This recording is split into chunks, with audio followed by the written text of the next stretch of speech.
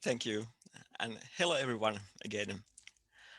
And welcome to hear how we currently deploy our new Plone and Volto site. Not maybe the easiest way, but interesting way at least. And if you came to just hear about Volto, I only have maybe 2 slides that mentions Volto after the first slide. Good to know that beforehand. Yeah, nice memories from Sorrento. Also, yeah, on Monday, I had talk about how we deploy our Volto side, how we use Volto and Plone as a CMS product, and just use it out of the box and use the content elsewhere later. And how refreshing it was to not do anything complex, just use Plone as this is. And maybe because I haven't spent so much time in making great Plone development, I have need more challenges on how to deploy our Plones. So I'm working at University of Jyväskylä in Finland in our digital services department, which means we are internal department to provide services and build services for our university departments, medical departments. And we are a small team, and what we build, we need to maintain for years maybe. So that encourages us to figure out ways how we build our things reproducible and maintainable way, and that's why we investigate new ways and better ways to build our stuff. And today, how this differs from the easy way. So currently the easy documented way is just use Buildout and run with Plone with the Whiskey. And if you want to run in containers, go the Docker way. Or if you watched yesterday, there was a great presentation by Calvin Hendricks Parker from 6 Feet Up, how we could deploy Plone at Amazon Web Service. So it already explained how you can build Plone containers with pip, and then use the other one on the left side, Whiskey and Docker and everything. But there we are technically using pip, where we build our Plone artifacts, not real containers with NICs. And then instead of Whiskey, we have, well, 1.5 years ago at Sorrento Sprint, I started trying out if you can keep ZServer running on Python 3. And I essentially replaced Medusa with ZServer, and I have fork of ZServer that we are using now in production 1/2 a year now. So it seems I will be forking ZServer. And at top level, we are using Nomad for running our service containers. And I will start from that top level Nomad because that's the most beautiful part and with nice views and everything. So let's start going the Nomad Wonderland and see what's there. So this is our like backend stack currently we are running, run our services. On the left side, we have using Nomad UI in the green UI. And then we have use console for service discovery and vault for secrets. So some people call this HashiCorp stack mostly. So these are all HashiCorp products and they play very well together. And what makes a Nomad different from, well, if you just run Docker, you need to figure out how when your services are made of multiple images. Like yesterday on the AWS presentation, we see that when you deploy Plone with containers, you have different container for ZServer, a different container for the instances, and then you have maybe some proxies, balancers, and front-end web servers, everything. So you have multiple containers just run a single Plone site. And if you just run plain Docker, it's very hard to maintain. And we started using Docker years ago, before there was a real solution for scheduling multiple containers. So we had a homegrown stack we are still using, but now we are starting to replace that with Nomad.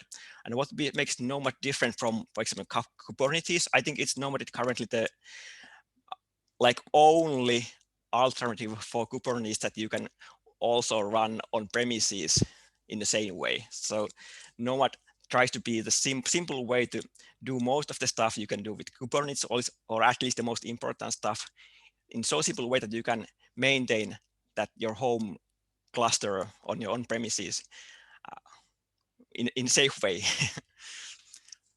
And it takes only a few days to learn and things. So it's much simpler than Kubernetes. And more differences. Nomad is not only able to run containers or container images, it can run anything. So it has a configuration to run just raw commands from your server, or any command from so-called artifacts. And that's what we are currently using. So we can build artifacts that only contain that they are not real like Docker images. They are just tarballs with everything we need to run, for example, Plone.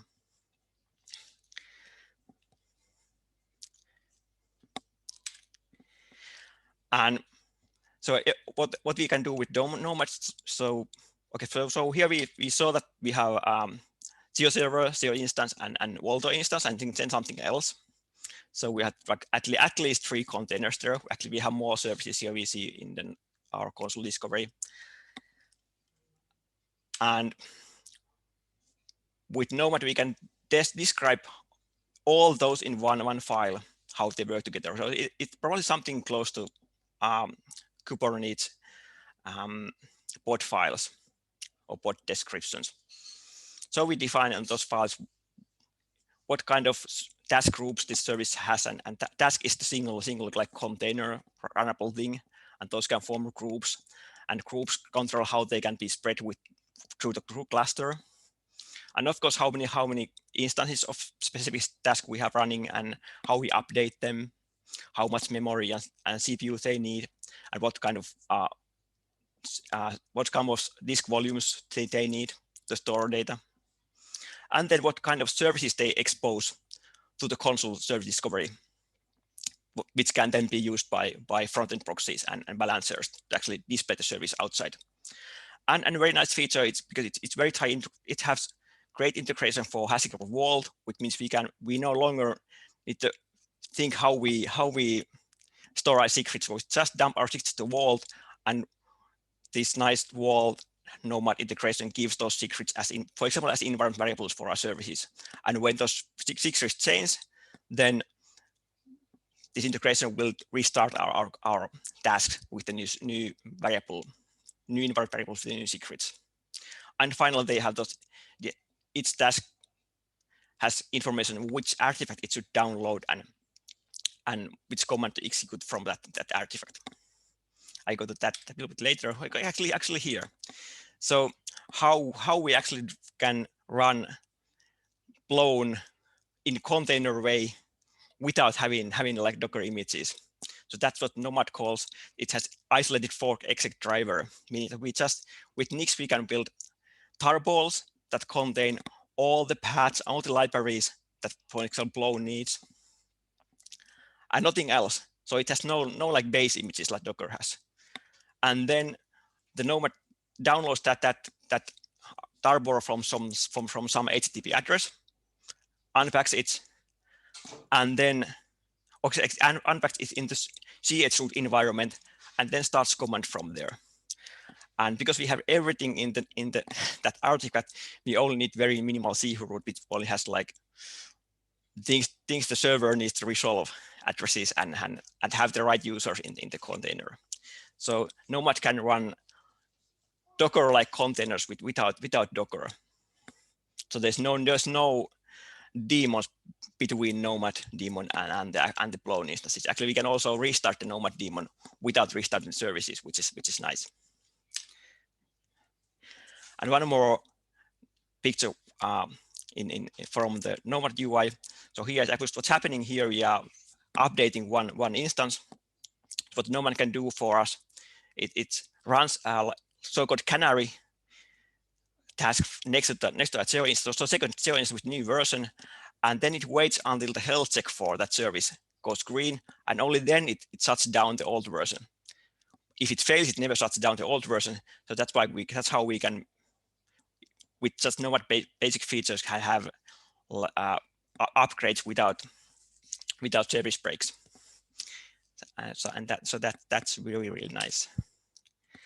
A few words about this Nix build Nomad. Why we use Nix? So those artifacts are 100% reproducible. So the Nix definition contain all the dependencies, all the versions. So no more that works on my machine problem. And also because we don't have like with Docker, you often build the final Docker image, for example, on based of Alpine Linux or something very lean distribution. With Nix, you have the same dependencies on development and production. So there's no real difference. So there will be no surprises from that. Actually, something is missing from the Alpine Linux, for example. But you can have all the dependencies we can have easily in the development, we can also have on the production. And also, Nix does all the final builds sandbox way. So when all those npm packages or Python packages during the install try to call home somewhere, we can catch those because the build will break if they try to call outside. And well, that's of course also one problem because many packages try to call home and then they break. Well, these advantages, because we just built tarballs with everything, there's no metadata in those tarballs. Like the nice thing in Docker images is that they have that standard metadata, which describes how this image will be run. So because these are only tarballs, there's no conventions, no metadata. You need to know what you should run from those tarballs. And well, no shared layers, so we just deploy single. Whenever they update, we update the single big tarball to our server, and then it will be downloaded. So of course, Nix can cache like every package a separate layer in some way, but when we deploy to the servers, then we always download the whole thing, the whole 100 megabytes tarball. So it's not it's a problem when you have this server, like the registry, and then the servers on your say internal network. I think that those few 100 megabytes is not a problem. But the biggest problem is that there's no real documentation how you do these things. So it needs learning and practice.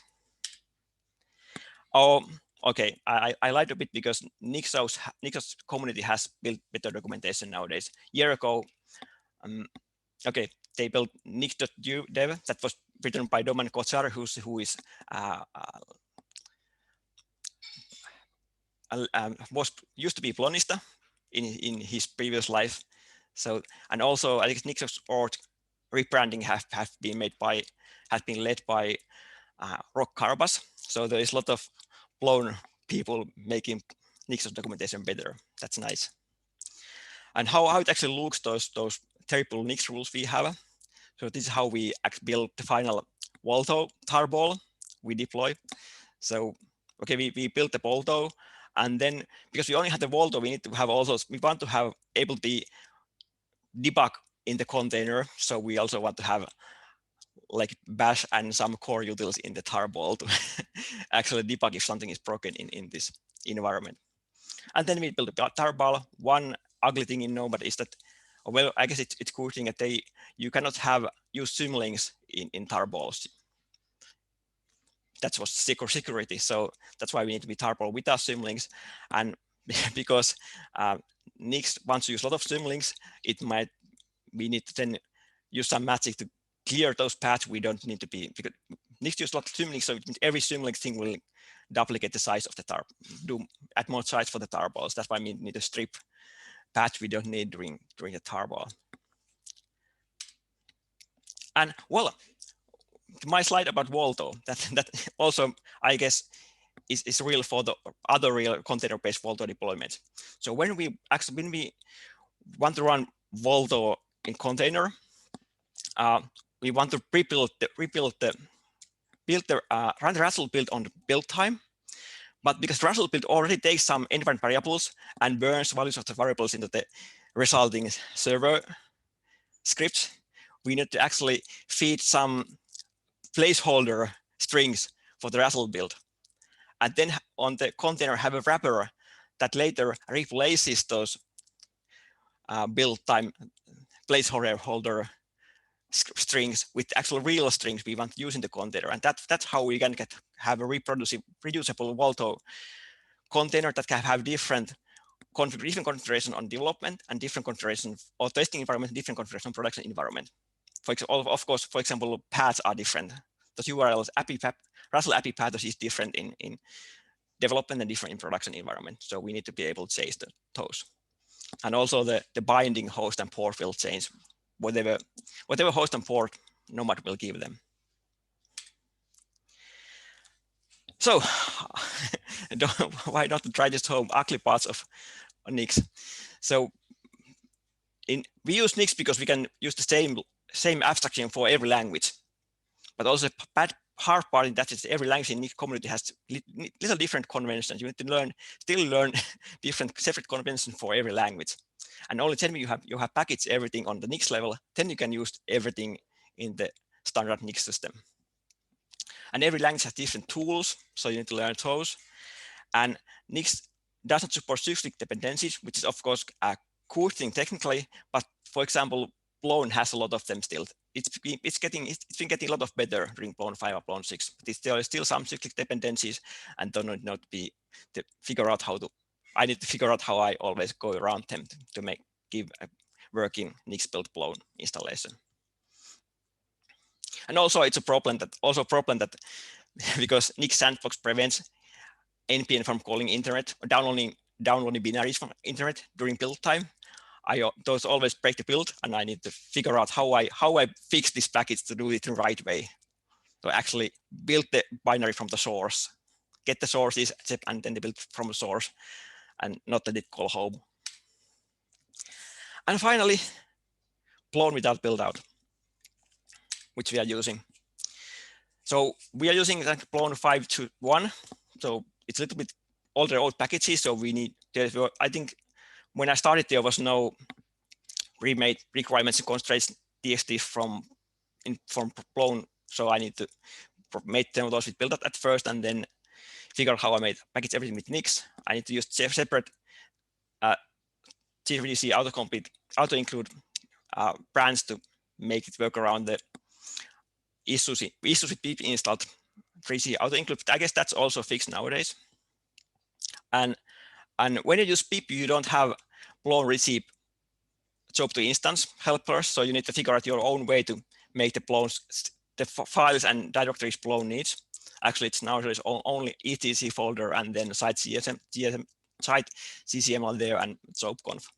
You need to figure out how to make those, and then how to actually Plone receive zope to instance also contains the runner scripts, how do you run instances. So I need to extract those from Plone receive zope to instance somewhere else to be able to have a script that can run Plone in a normal way. Also have the scripts to run scripts in Plone and run ZeoBack and all those stuff.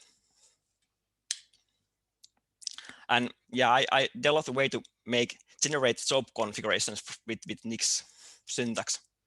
And well, what's nice here, currently cconfig supports environment variable interpolation. That's that dollar and parentheses, like Plone var there. And that also works with Docker containers. And that's why you can make, with that you can make reusable Docker containers also for Plone. So you can use Docker environment variables to you have a different kind of zope configuration on different container instances. Yeah, and I built Plone CTL call package, which I'm using, and there I have instance commands there. And then in our deployment, I create scripts to call that package in an easy way. Yeah, and I think it's in Plone 6, all this has been fixed, and it's now easier to install Plone 6 with pip and then get forward with that. And a year ago, I was presenting my ZServer fork, and its state is still the same. It's working. I'm using it in production for half a year, but I haven't done more development for it, and that's why it doesn't work in the latest zope later than zope 4.1, because after that they moved WebDAV out of the ZServer, so I need to fix those imports. But it's because it's mostly thin wrapper around twisted HTTP servers, and then had some WebSecond support in it. So it should be. I believe I can make it work with the latest zope and maybe even zope 5 when I have more time to work on it. Thank you. And my slides are online, And there were some bugs in my examples for Nix, but I guess I have plenty of time to fix those because I'm not expecting anyone to try those out soon. Thank you. Thank you, Asko. I laugh at your comment about how you're not expecting anybody to try this at home. It sounds maybe a little bit bleeding edge, but it's also great to see you're always finding novel, innovative ways of doing things better and better. So it looks like we don't have any questions in the Slido.